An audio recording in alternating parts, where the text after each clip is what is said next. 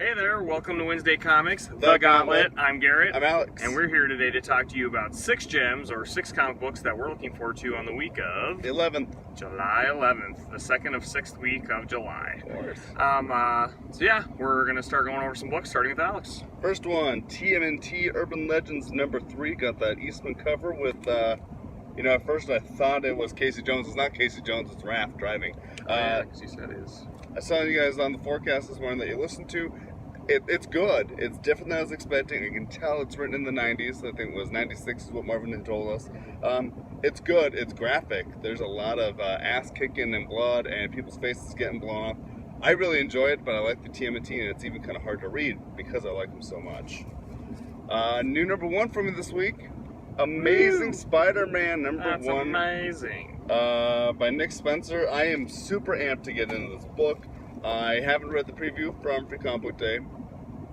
It's a book that I got to get into, and I hope that it fulfills my wants for Spider-Man, because Dan Slott hadn't been doing it. So, but Nick Spencer's been gone for a while, so I think it'll be kind of cool because he hasn't been working on much. And I know he can write funny things, so I think this is a good fit for him, but we'll see. Plastic Man #2. Look at that sweet bending over. As you heard on the forecast, actually, this is one of those books that's more graphic than I was expecting from a DC. There's events that happen to him. I'm just like, wow, I can't believe they did that to him. I love this book. Gail Simone was kicking ass. I think it's Mel who does the art. Great, looks great, reads great. Love this issue. I love this book. Don't know about the issue. Pretty sure I'll love this issue. Yeah, it'll be good. Another new #1 for me, Farman #1. This is by the artist of Chew. What's his name? Rob Guillory. Guillory? Guillory's? Hey, Marvin had told you about it. I don't actually know anything about it. I just thought the cover looked great. The art looked great. And I'm hoping that there's a subtle little hints from Chew or other, what's the right word? Social media, or just things that media-like things that make reference. I'm excited for this book.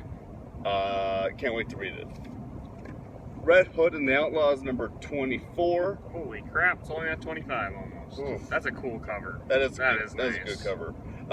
Still probably one of the best DC Rebirth books to be coming out. Hopefully it stays strong. I have a suspicion it's going to be ending soon. I don't know that for sure, and I know we talked about it in the forecast. The way the story's been going, it has more of an end game to it, I believe. Right. So, by all means... And Dexter's always on this issue, so we're going to cherish the shit, because he's almost gone from the series. And I got my #6, but I got to wait for Garrett to get his 5 done. Yes, because that's our Gauntlet issue.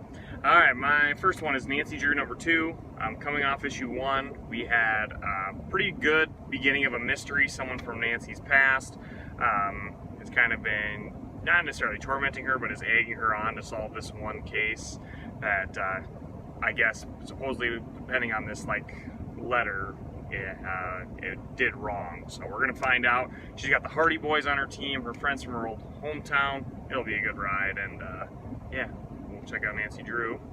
Next, got X-23 #1. I like to get those autograph covers, or the sketch covers, and then there's the actual cover inside there. Little bummed that, she is X-23 first and foremost, but she was Wolverine, so I don't know why she can't be Wolverine anymore. I know when other Wolverine's coming back, but there needs to be a reason why she's not being Wolverine. So unless this takes place, if this says takes place after Wolverine #1, I'm going to be a little upset that it's like, we're just pulling the mantle because Logan's coming back, and we're not going to explain why. So, but I'd rather have to be Logan and her duke it out. Not kind of like Battle for the Cowl. Kind of. And the cover looks sweet. It's a new writer, Mariko Tamaki, did Hulk, the last iteration of Hulk with Jennifer Walters. Yeah. And we have the same artist from All New Wolverine that we just had. I think that's to help bridge people into this new series. That makes me hopeful. I liked her as a writer for those first 5 or 6 issues. Then she got kind of. I think she was trying to fill in to her next thing, and it's like, that's when you lost me. Yep.